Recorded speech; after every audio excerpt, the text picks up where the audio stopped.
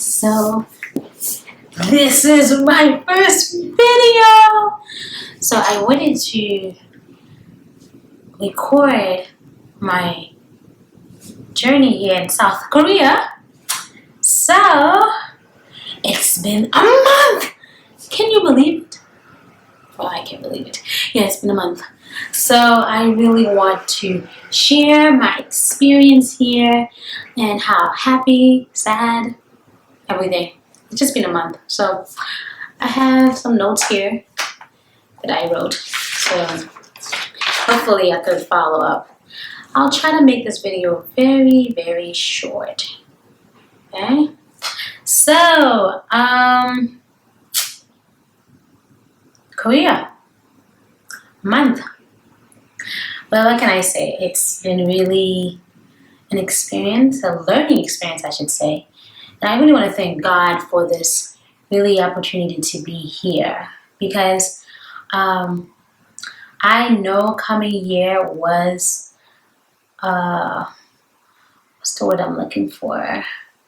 Was a major or a big step in my life, but one thing I do know is that when God called us to do certain things, He says He will never, never, never, never, never leave us alone. He will always be with us. So I'm so grateful that even through here, I've experienced and see how God is working in His magnificent in ways that I've never seen Him before. So I'm so grateful for that.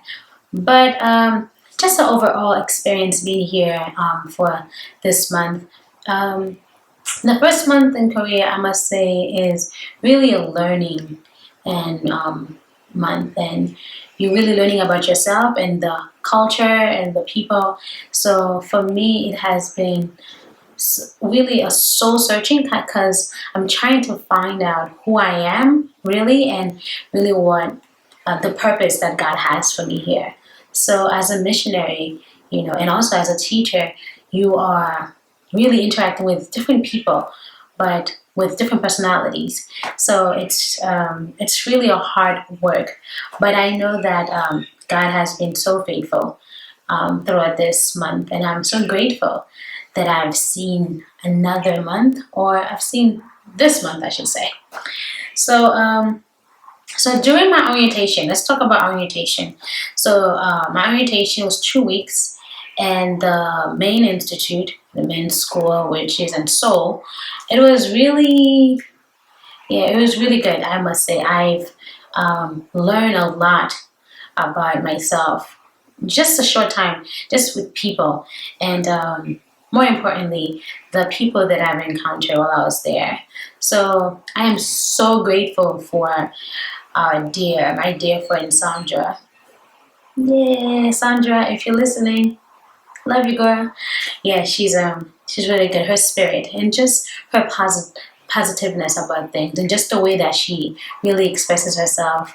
I really do appreciate her honesty and seeing that God is using people. God is still using people for His work, and I could truly say that I've met a friend here who's really passionate about the mission, and more importantly, the director or the dean, I must say.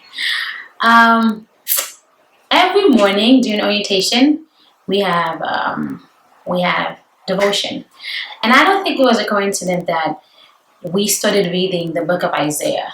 That we were just reading chapter. I think we started from chapter 45, if I'm not mistaken, and Isaiah for me is the big book. It's a book that I'm very intimidated. Like, I don't like reading historical book in the Bible. For me, it's like, I can't understand it. I don't get it.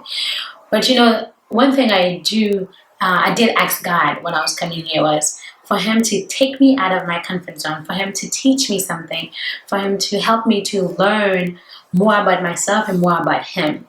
So reading Isaiah, I was indulging in the Word and trying to understand Scripture and just really applying what God was saying to the people of Israel to us today as missionaries, and it was really eye opening. And I'm really grateful for, you know, the pastor and his staff for really taking the time to have devotion with us, just so we could share our thoughts and ideas. So I'm really grateful for that. Also, while reading, it's always good to read, but it's always good to share. So I was really impressed by the other missionaries there who were just really eager to learn, and for us to just take an initiative to just start talking about the word. So I'm so grateful for that. All right, so I guess for orientation overall, like coming to South Korea and seeing South Korea and seeing Seoul, I should say, was a good experience for the last 2 weeks. I enjoyed every moment of it. I had to I had to try new food, things that if you know me, very picky. But I must say, you know, um, the struggle is real when you're a vegetarian in South Korea.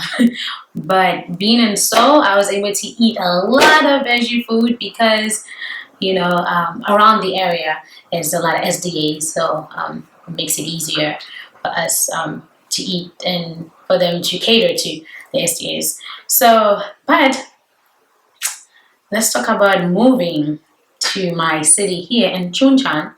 So, when I moved here in Chuncheon, it's very different than Seoul. So, it's really hard to find vegetarian food and everything. But needless to say, thank God for my for Laura Vitale on on YouTube and other YouTube channels, and my mom, I must say, who really pushed me to cook when I was younger, because these things comes in handy.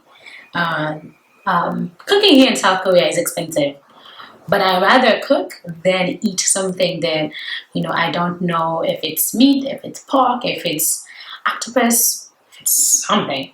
So I would rather just buy food. So and I mean buy ingredients to make food. So I did that, and I'm so grateful that transitioning here and eating.